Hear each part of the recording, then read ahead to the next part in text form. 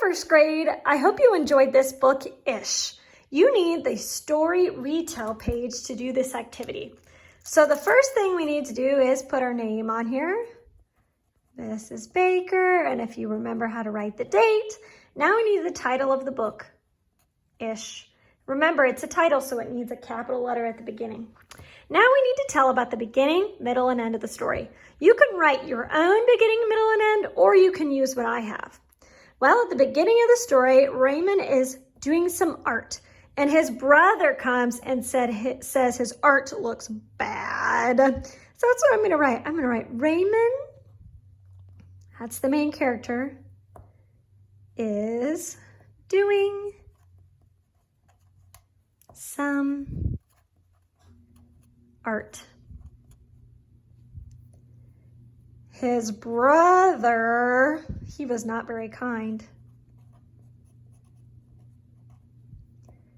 Says, it's kind of tricky to write with one hand. It looks bad. Oh, that's unkind. Okay, then what happens after that? Well, after that, Raymond decides he will not do any more art. All right, let's write that sentence. Raymond decides he won't do, this is tricky to write with one hand, any more art. Make sure you have period, capital letter. Okay, then what happens at the end of the story? Oh, you're right. His sister comes and he's seen that his sister has saved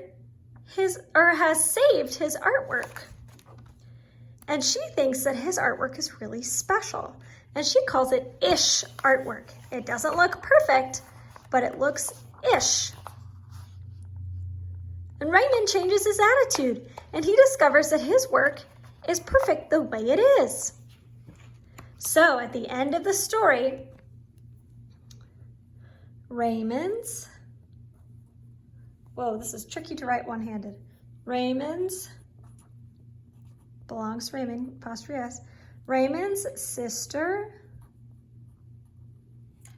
let's see if I can use my elbow. There we go. Sister tells him his art is ish. And what does Raymond discover after that? Well, he discovers Raymond finds that his art is perfect the way, whoa, this is very tricky, way it is.